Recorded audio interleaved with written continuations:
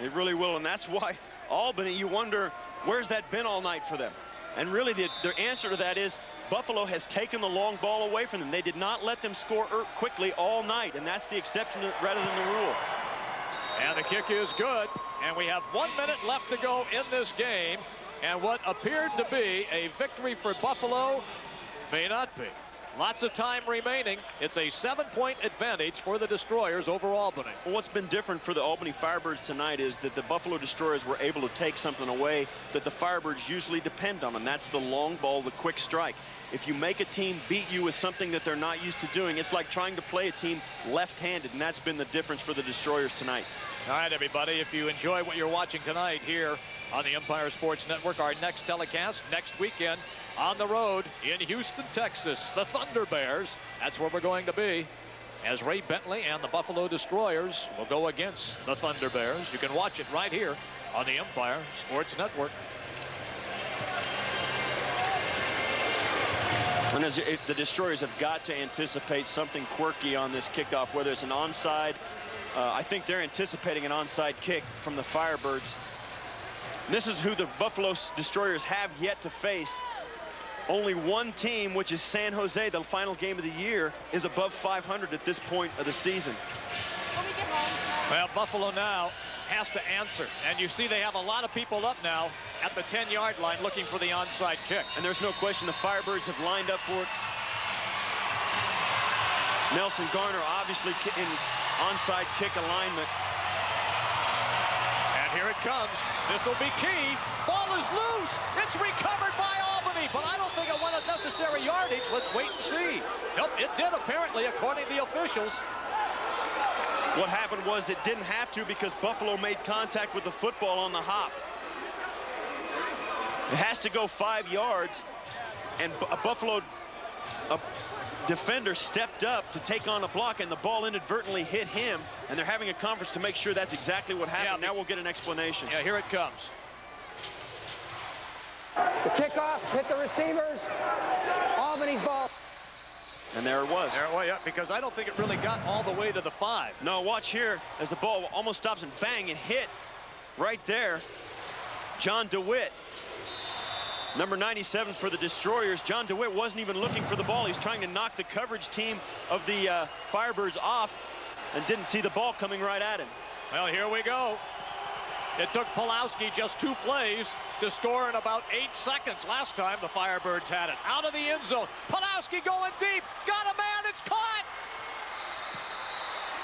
I believe it's Jackson again. He was the guy who made the huge catch last time of 44 yards. This time he comes up with another great grab.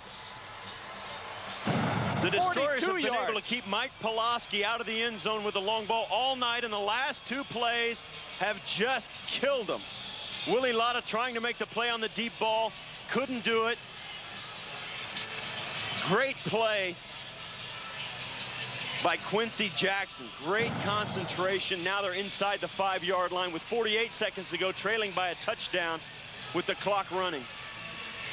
And remember now, the clock does stop on incomplete passes because we are inside of the 1-minute mark. And of course, Albany would like to use up the entire clock here and score.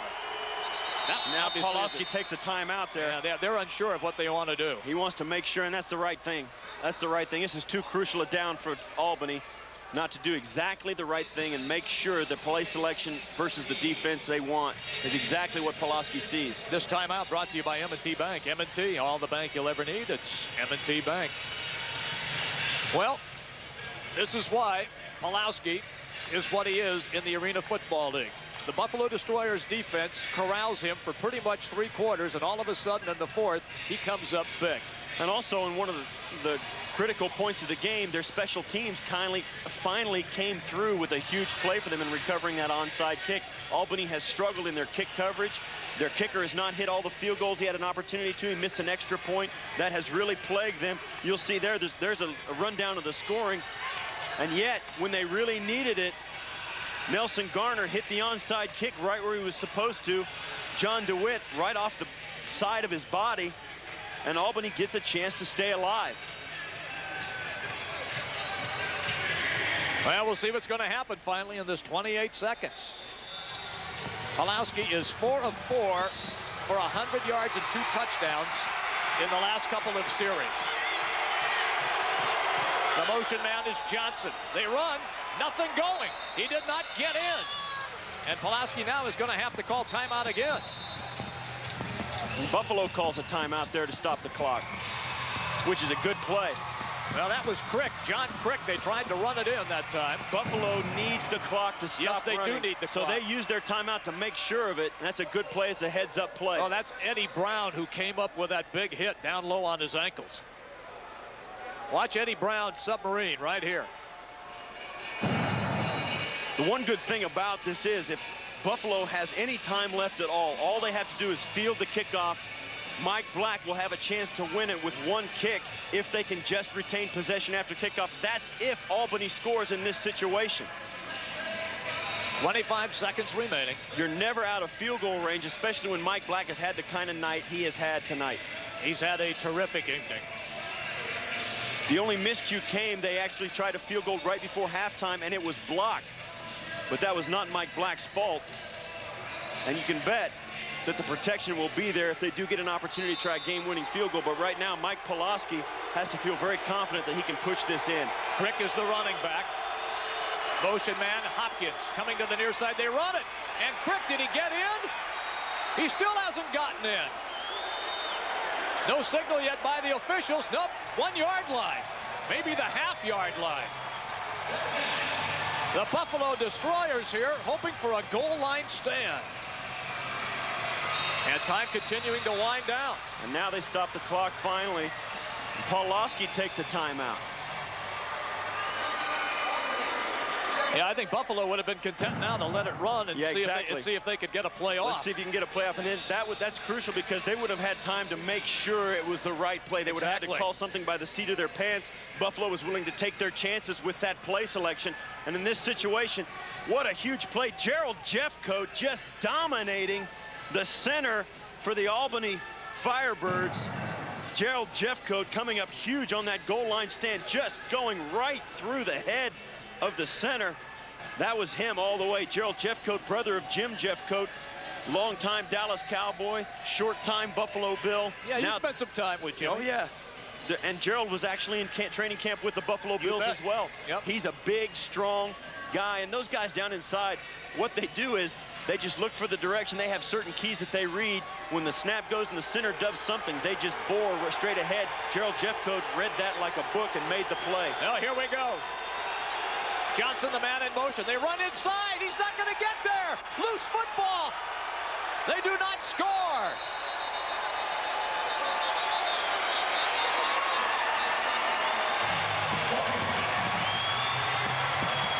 Six seconds left. Albany had to take their final timeout. And now Mike Dimbrock thinks it's their football. The ball popped out of there, but no. Albany Pulowski recovered it. You'll see Pulowski right here. Here's the ball, and there's number 9. Yeah, Pulowski comes up with it. Great heads-up play. The play had actually been blown dead before this.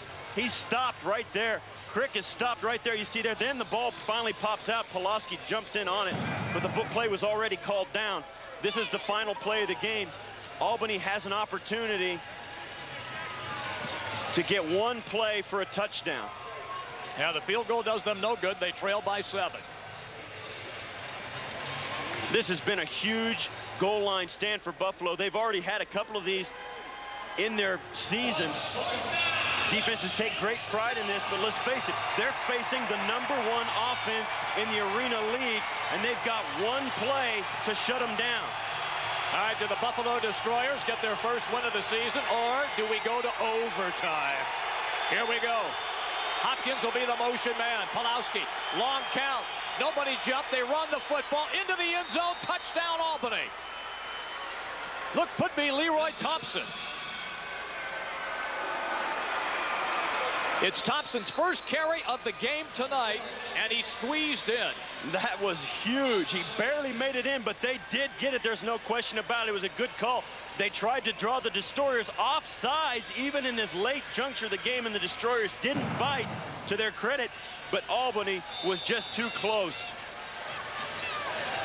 Well, here we go. for the tie. Garner is on. The Destroyers need to come up. Bad snap. Here's the kick. He's already missed one. This one is picture perfect.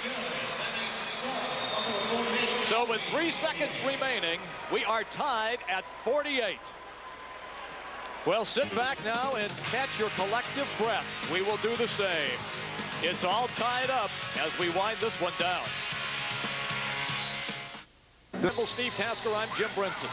We have 3 seconds remaining in this game, all tied at 48.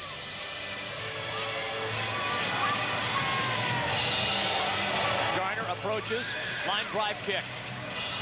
Off the screen, fumbled out of the end zone, and no time will run off the clock. And now it'll be spotted at the 5-yard line. Do you throw for it, or does Mike Black go for the long field goal? Mike Black, I think you go with him. Try and let him hit the long field goal. He's got the leg to get it there. Well, we don't see him out there. It looks like they're going to try and throw one deep.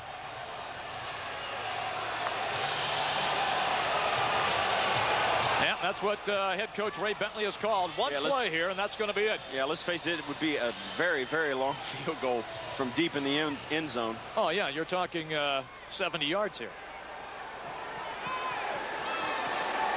Probably a 65-yard. 62-yarder, yeah. He doesn't have that kind of leg. No. All right, here we go. Out of the end zone. Time expires.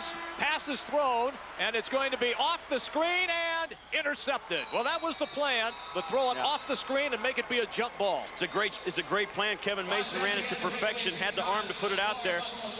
And he tried and catch the rebound, and that's all there is to it. But that was good defensive play by Van Johnson. He had himself in position. That's exactly right. You go to overtime where each team will get at least one possession, and after that, it's sudden death. Now you see Kevin Mason escape and then throw it off the screen, hoping that a blue shirt was there. Eddie Brown was there. Bobby Olive was there, but Van Johnson was in the right place at the right time. Well, this is our first overtime game of the season for the Buffalo Destroyers. And Ray Bentley had his team in position to win, but Mike Pulaski, along with Quincy Jackson, hit 2 long bombs and then finally got into the end zone to tie the game. And you look at this Firebird team, and it's easy to see why they were AFL champs last year. You've got a guy like Greg Hopkins reaching over the line of scrimmage twice over the goal line to give them touchdowns they might not have had otherwise. Then you've got Quincy Jackson, after struggling early on, coming back and making 2 huge catches deep into the 4th quarter that gives this team a chance to win this football game. And Mike Pulaski, who dropped back and threw nothing but 15 and 5-yard routes the entire game, came up when the chips were down and threw 2 huge long balls right on the money, and their team is in a position to win this game right now. All they have to do is match the Buffalo Destroyers, and which right now, if you're on the Buffalo sidelines, you've got to be deflated. I would think so. You were up 2 touchdowns with a minute to go. You probably thought you had this one in hand. They were up 2 touchdowns with a minute to go, and it looked like the game was all but over, and yet one onside kick later and 2 long passes, and you're in overtime fighting for your life. Once again, the rules in overtime, each team gets an offensive possession. Let's use for an example, Buffalo gets the offensive possession first. If they score, Albany must come down and match that score. If Albany wouldn't score and Buffalo stopped them, then it would be a Destroyer victory, or vice versa. If Albany scored and Buffalo couldn't match, it would be a Albany victory. Yeah, it sounds more complicated than it is, but if the first team doesn't score and the second team does, the second team wins as soon as the point is scored. And if both teams match each other, then it's sudden death. Exactly. The next team that has the football that scores wins, no matter what. The other team does not get a chance to respond. All right, coin toss, center of the field. And they debate who's going to do what. No signal yet. It appears that Buffalo may have won the coin toss. Looks like Buffalo won the toss and deferred. Albany has won the toss. Oh, we got it wrong. And has decided to kick off to start the overtime. All right, so they're going to make Buffalo score first. That's an excellent move, because now they get a chance to have the last word in the opening round of possessions. Buffalo, and it puts the pressure all on Buffalo. Buffalo has to come up big, especially the way that Albany has come out in the last 2 series and put the ball right down the field. Now, when we say score, you can also kick the field goal. But That's exactly right. But then if Albany would come down and score a touchdown, then the Firebirds, of course, would win. That puts all kinds of pressure on an offense that hasn't won a football game all year. That's Exactly. an excellent call by Mike Daly, head coach of the Firebirds. And it puts all the pressure on that guy right there, Ray Bentley. There's Mike Daly, coach of the year in the Arena League last year, leading his team to a 14-3 record, and you've gotten an opportunity to see why. They played against a team tonight, although the Destroyers are 0-8, this is a Destroyers team that has played extremely well. They're much better than an 0-8 football team. Yes, they are. They changed head coaches at mid-season, and they're playing defensively as well as anybody has played this Firebirds team all year. And yet they have responded over on the Albany sideline right when they had to do it. All right, we are set to go. Remember, Albany coming in with a 6-2 record, and the Destroyers winless in 8 games. Garner on the kickoff. Shaw will be the deep man for Buffalo. Off the screen, Shaw's got it, looking for some running room, cuts it to the outside, makes a cut back, down at the 10, crosses the 10, down at the 11. Leroy Thompson was there to bring him down, and that's where the Buffalo Destroyers will bring their offensive unit out, led by Kevin Mason.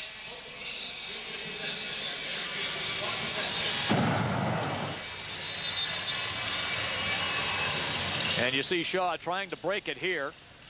Almost had the ball ripped out. Nice spin move there, and finally Thompson falls on him. Well, problem for Kevin Mason is he's been hot all night, except he completed only 2 of his last 8 passes for 27 yards, no touchdowns, and an interception. And don't worry about the interception. That was the ball off the net at the end of regulation. Yeah, that was just a throw out. And at the end of the game, they had pulled their horns in. They were not running their normal offense, trying to run time off the clock. Kevin Mason was just trying to get some passes off to keep the clock running before the 2-minute warning. Shaw is wide open down at the 20-yard line. Caught from behind by Lafasek. And that would have been a touchdown-saving tackle because Shaw made a pretty good move after he made the catch.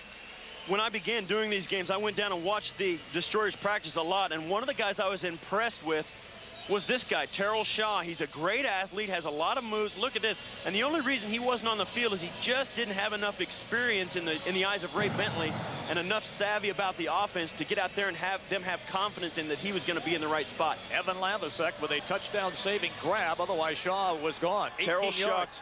Terrell Shaw can really play, and he's finally getting his opportunity in the last 2 weeks to show it. 18 yards on that pass play. Mason got his man open. It's Bobby Olive. He's got the catch at about the 12 and then shoved out of bounds and into the boards.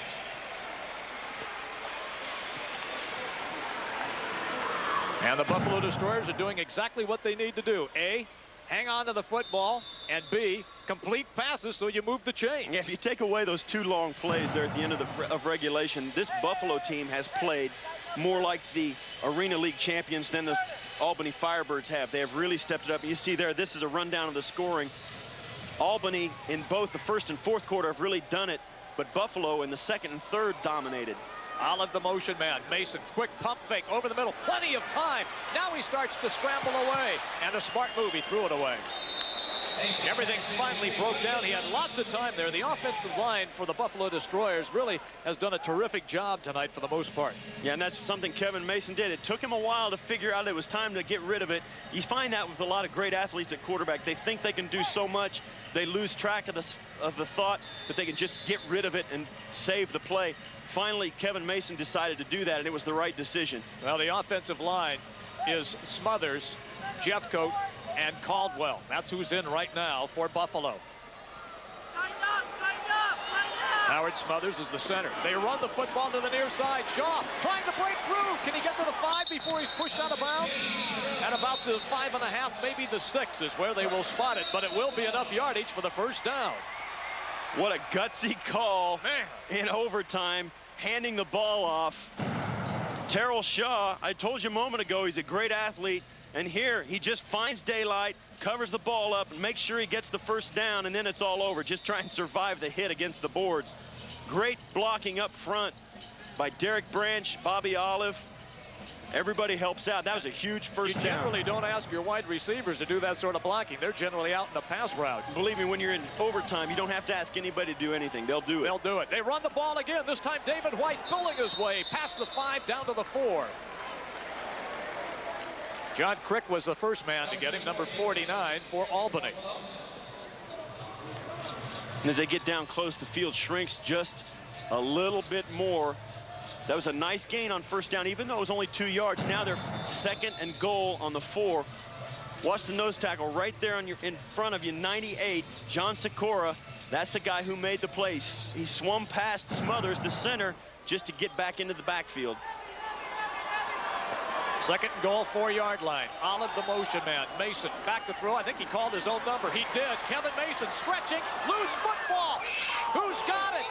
It might be Albany. It is. John Crick comes up with a loose ball. That was a play that was called where Kevin Mason had an opportunity. If he got hit, he could lateral the ball to Terrell Shaw, but he only did it after he had gotten hit. And now you can see there, he's hurt. Kevin Mason is down.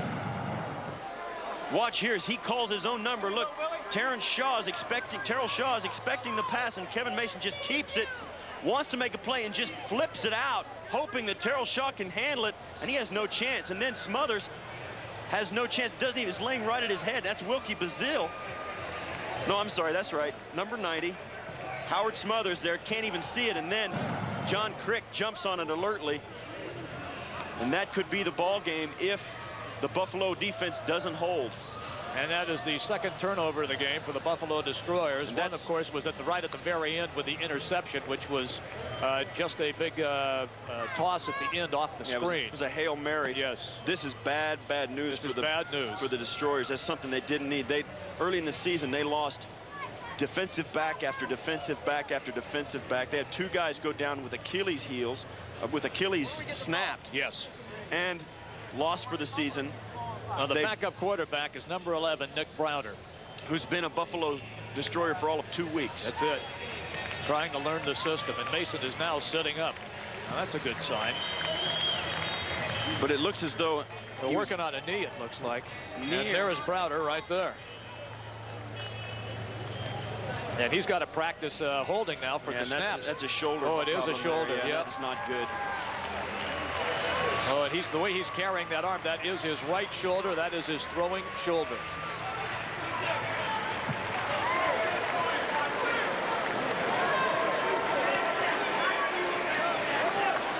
And head coach Ray Bentley now has to search for some answers. Coming up Saturday, June 17th at noon.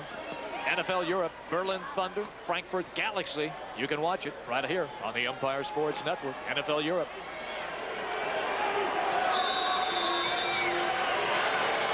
Ray Bentley's got to be wondering, what do I have to do to win an arena game?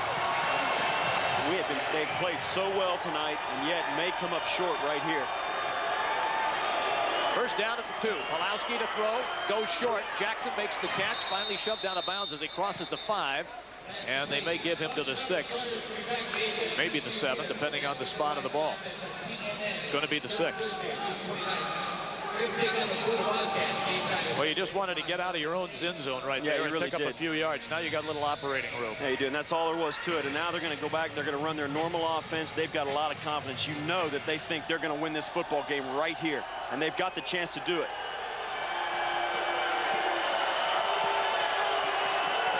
Motion man Hopkins, Pulowski to throw. Got his man. It is Hopkins. It'll be enough yardage for the first down at the 14-yard line. This is the frustrating thing for Buffalo. All Albany has to do is score a field goal, touchdown, anything they can get, and they win this football game. That's what they get for making the decision at the coin toss to defer and kick off rather than receive the ball. Now Buffalo has all the pressure still squarely on their shoulders. They've got to stop Albany one last time to have an opportunity to win the game. Pulowski up under center. Greg Hopkins, the motion man, to the near side. And they get Buffalo to jump. I believe it was John DeWitt. Could have been Smothers as well. Check that, not Smothers. Winky Bazile, number 50, Bazile. Prior to the snap, Croachman Defense, number 97, 3-yard penalty, still first down. And you'll see DeWitt go, and then Vassell follows it. There's no question, just a hard count. There they Everybody both are. twitches. Yeah, they were both right there. Yeah.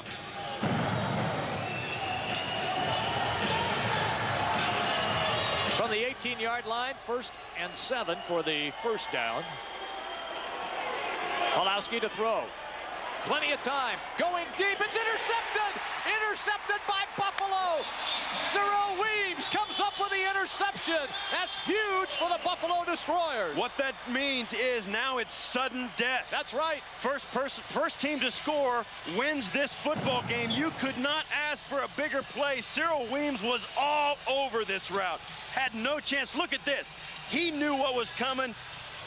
Greg Hopkins had no chance. Cyril Weems was all over him from the moment he broke loose. That was a great defensive play. He anticipated the route and was all over it. Watch as Pawlowski throws this ball. Nobody's there except Weems.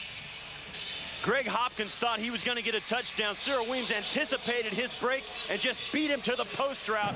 That could be the ball game right there because they're already in long field goal range. It would be a 57-yarder. All they need is 5 or